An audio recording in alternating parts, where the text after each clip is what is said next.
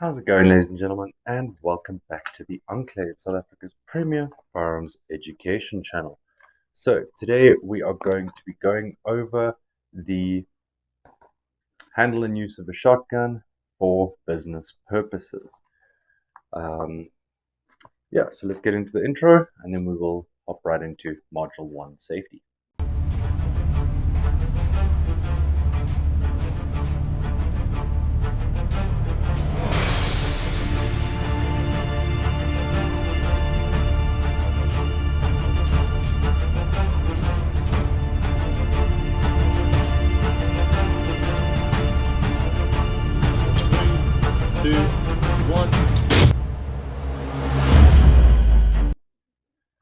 How's it going? So we are back. Module 1, Safety. Now, I do just want to say that if you want a more in-depth description of handle and use of a shotgun, you can go and check out the private use videos that we did. Those go a little bit more in-depth than most likely we're going to go into with these. But anyways, let's begin first off with the 4 universal firearm safety rules. Number 1, always keep your firearm pointed in a safe direction and in the direction of least consequence.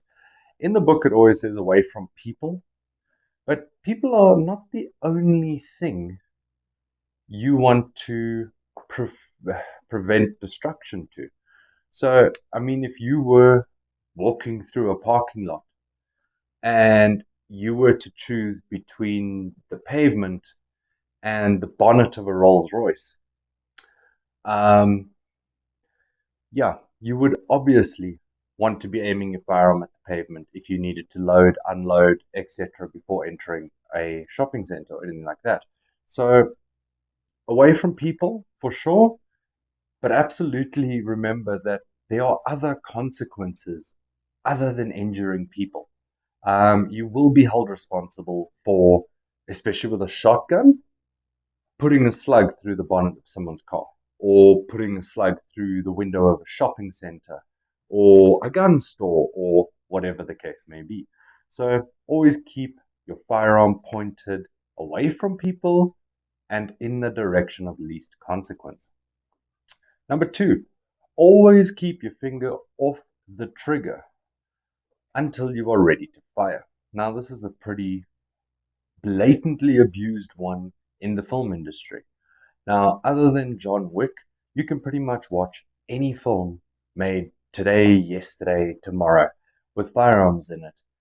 And you are going to see people using the trigger as a finger rest more than you're going to see them using it as an actual trigger.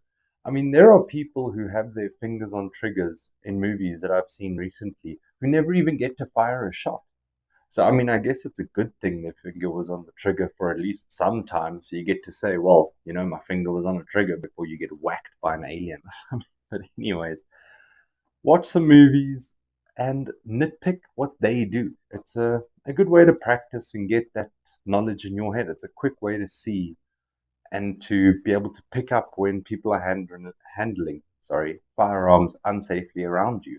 You also don't want to be in a place where people are handling firearms unsafely. So you want to be able to see that and, sort of call that out in the right situation. Always treat a firearm as if it were loaded. Now, this goes for all tools, power tools, weapons, everything. You need to know the condition of what it is you're working with. Think about something most of us do on a daily basis.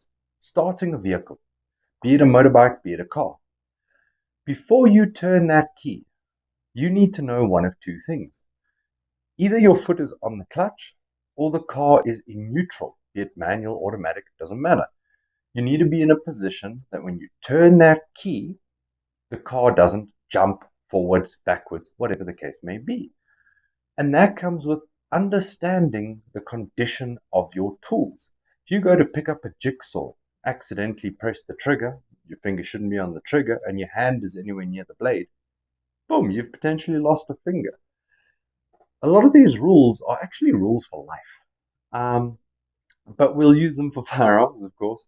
Always keep your finger off the trigger and always treat your firearm as if it's loaded. Always know the condition of your firearm.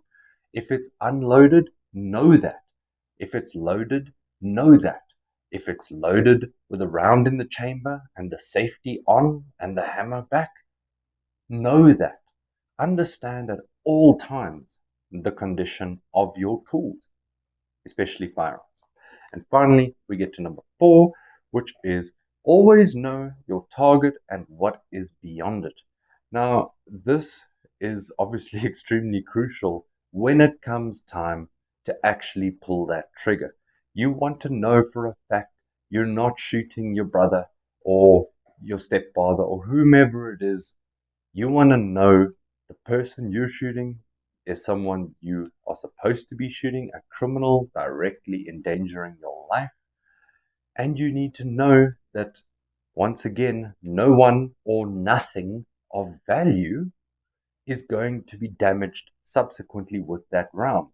If you grab something like a shotgun in a home defense scenario at extremely close ranges, you're going to have a lot of things traveling through a target. 9mm full metal jackets, close range, again, that bullet is most likely not going to stop in your target. Full metal jacket, little bit of, hollow point, little bit of a different situation. And obviously with different shotgun loads, the odds of pass through is less. But if you're rocking something like a deer slug, that thing's going to put a hole through the target and your TV and the wall, and it might hit your PC in the next room, So always know your target and what's beyond it. And yeah, sorry, my chair's rubbing against the desk. Yeah, I need to just move that. I apologize. Okay, safe direction. Now, as we've covered in the past, we will bring up our prop and demonstrate a safe direction. So now we have the firearm. I apologize if that hit the mic. At a 45-degree angle, pointed at the meeting place of the wall and the floor. So at this point, if the gun were to fire, it would basically hit in the corner of the wall and the floor, which would then prevent the chances of any ricochets or anything like that. So 45-degree angle. If you're not in a place with a wall or a floor, just keep about a 45-degree angle. Sorry, without a wall or a floor. I realize I'm making a lot of mistakes in this video. Give me a chance. I got to get back into this. If you're in a place without a wall, you want to keep the firearm pointed at about a 45-degree angle in front of you. This will ensure that if the firearm does go off, the bullet will ricochet forward if it's going to ricochet, and not backwards and towards you. So that is our basic safe direction. Moving on to the next thing, we have safe directions in office buildings. Now, the major thing you need to understand here is that when you get into office buildings, a lot of the walls, floors, things like that are not necessarily going to be made out of extremely solid things like thick pieces of wood, concrete, steel, etc. In an office building, you'll often have a lot of soft targets or soft walls, things like that, dividers. So you definitely want to make sure that you know what is and isn't a solid target. Now, obviously, if this is in a building you've never been in before, it could be a little tricky, but once again, you should be knowing pretty much what's going on with your weapon at all times. You shouldn't be needing to load or unload or unnecessarily handle your firearm in an office building. Now, if it comes time to actually fire your firearm inside of an office building, you absolutely need to just remember your 4 firearm rules, and especially knowing your target and what's beyond it, because things like walls might be made of rhino board or plywood or whatever, things that are extremely soft and will not even slow a bullet down in the grand schemes of it. So always make sure you know sort of where the safe directions are in your office building, especially if you're carrying in an office building quite regularly. Next up, safe direction in parking lot. Now, as you mentioned before, there is sort of a difference between a safe direction of people and a safe direction of property. So in your book, you will see that it mentions to use the rim of a car in the worst case scenario.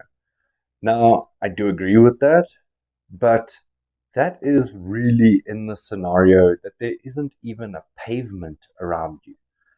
And I sort of feel like in the event that there isn't even a pavement around you, there's probably not going to be a random car sitting in the middle of nowhere.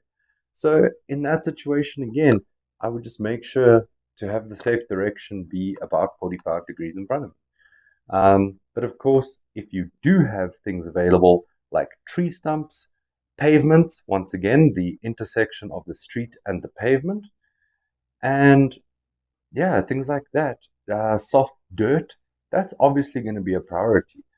And like I say, all of that is preferable to putting a rifle shell or, I mean, a rifle round or a shotgun shell through someone's car. I would always sort of have that as a last resort, especially if you're working in business, because your boss is not going to be pleased having to replace a BM's mag and shocks and whatever else you managed to destroy in the process. So just remember that. Finally, we get to, well, almost finally, we get to malls and crowded areas. So basically, when you are in a mall, the odds are you're going to have no safe direction, which means, as always, we keep our firearms pointed down away from other people. So here you do want to keep your firearm a little bit closer and obviously finger off the trigger, make sure we don't have any sympathetic trigger squeezes. And yeah, if you do need to fire your weapon, you want to change the trajectory of the bullet. So instead of taking shots like this, where once again our target might not stop the bullet, we don't want people behind our target to catch said bullet. So what you want to do is you want to take up the crouched position and get the firearm up in this sort of orientation so that the bullet is traveling up. So if you do end up missing your target, you put a fired round into the ceiling or into the top of the wall, not into the person standing directly behind them. And then finally, we have our safe direction in vehicles. Now, this mostly applies to bulletproof vehicles. You definitely don't want your firearm pointing at bulletproof glass, at bulletproof panels, again in front of you at bulletproof glass. So you always want to keep the firearm pointed down into the footwell of the vehicle and obviously clear of your feet and legs. That is an important thing. So that is pretty much our safe directions. Um, Next up, we have safety precautions. So basically, your safety precautions are ensuring that the firearm is in a safe condition when you are doing one of three things. Handing over the firearm. So when you hand over your firearm to someone else, potentially to inspect or to use, whatever the case may be, when you receive that firearm back from said person, for example, and then finally, when you are cleaning said firearm. You always want to make sure the firearm is completely clear before you do any cleaning. In fact, I recommend not having any live rounds anywhere near you. Because if you accidentally put the mag back and you just don't think about it, it's a split second and something can go wrong. So I recommend always keeping your ammo a little bit away from you when you're cleaning your firearms and things. Um, so yeah, that is the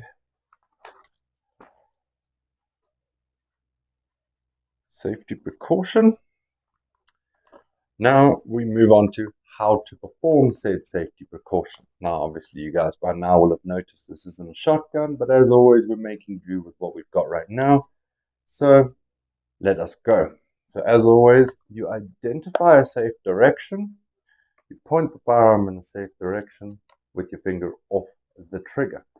You would then depress the fore-end release button, wherever that may be on the firearm, and you would then pull back on the fore-end, which would most likely be underneath the shotgun, not on the side, unless you're working with something like a semi-auto.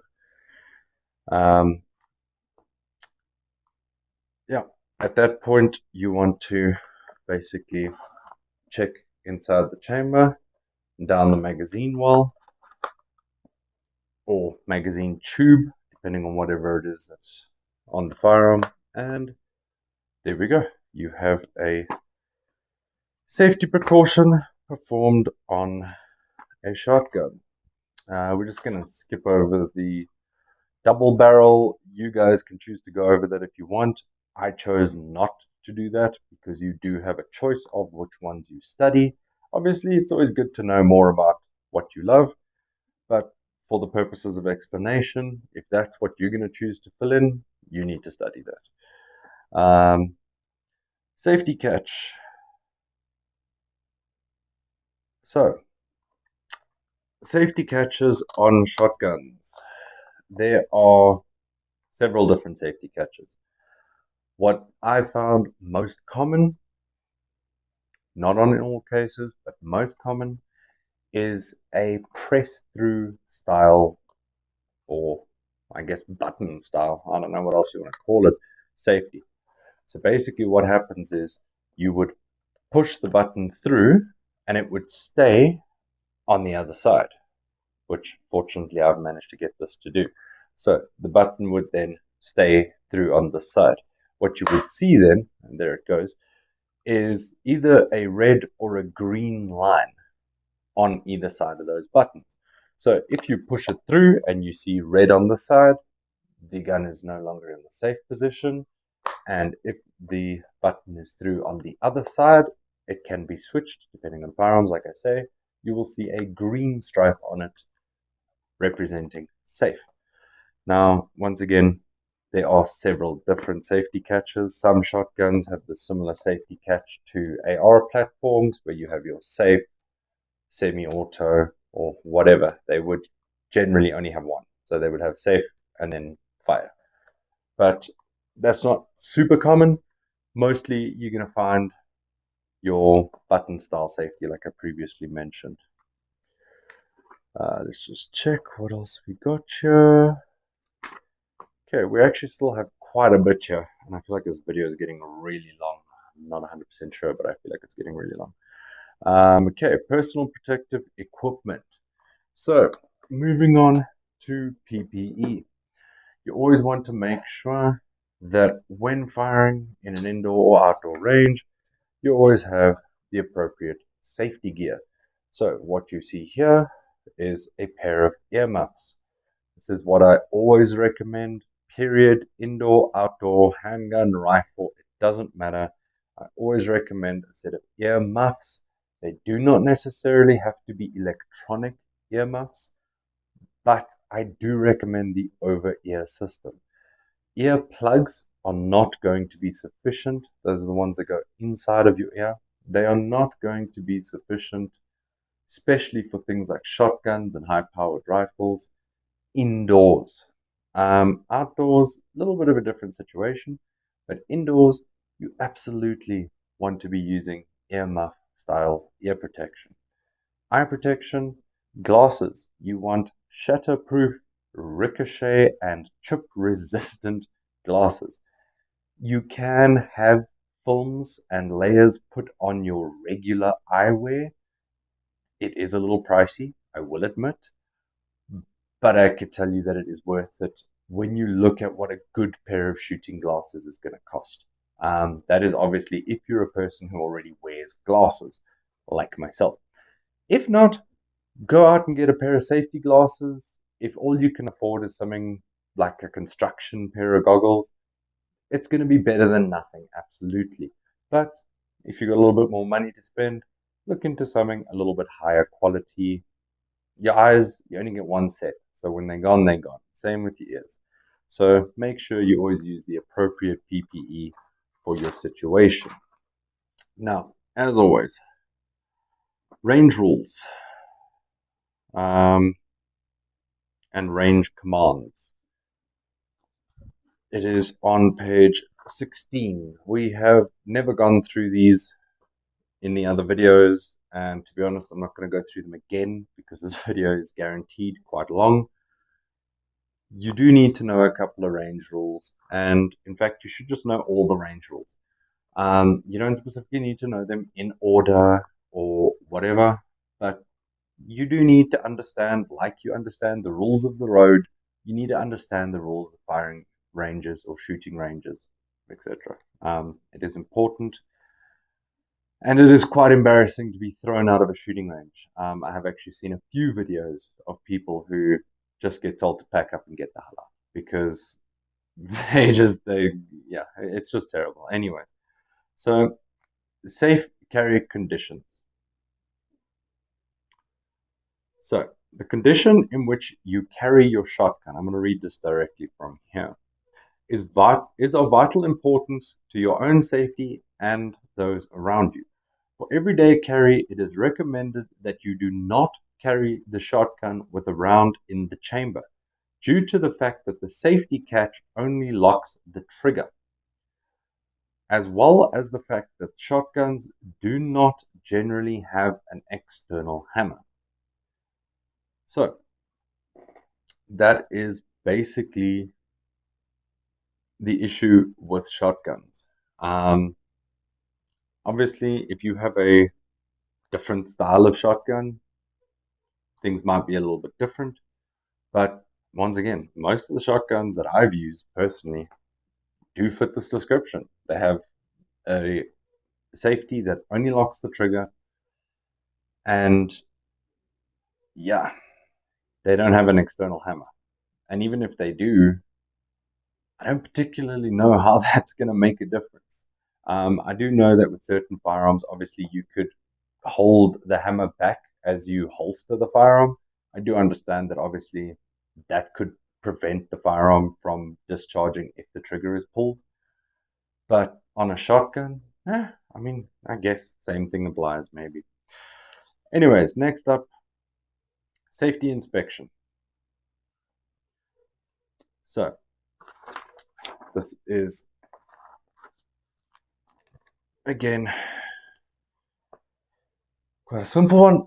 So, as always, we identify a safe direction, point the firearm in a safe direction, finger off the trigger. Then what we want to do is open the forend. Obviously, a little bit more difficult on this thing, but it is what it is. So we want to open the forend, check inside the chamber and the magazine wall. Then what you want to do, you can change the position of the firearm if needed. Like I say, it's a little bit difficult with this. What you then want to do is take your cleaning rod in your non-gun hand. You want to insert it down the barrel until you see it at the chamber. At that point, you obviously know there are no obstructions in the barrel, and you can proceed to put on a cleaning rag or whatever the case may be. If you're busy cleaning off the long-term storage or whatever the case may be, that is what we are going to do. Now, fortunately, that takes us to the end of chapter 1. I think this may have been the longest chapter 1 that we've ever had, because I'm a little bit rusty. I do apologize for that. I can assure you by chapter 2, everything will be flowing a little bit smoother again. So, yeah, as always, I hope you enjoyed. If you have, please like, comment, share, and most importantly, subscribe. We're trying to get to that 1,000 subscriber milestone. And yeah, if you've got more time, maybe check out another video here at the end. If you don't, that's cool too. Peace.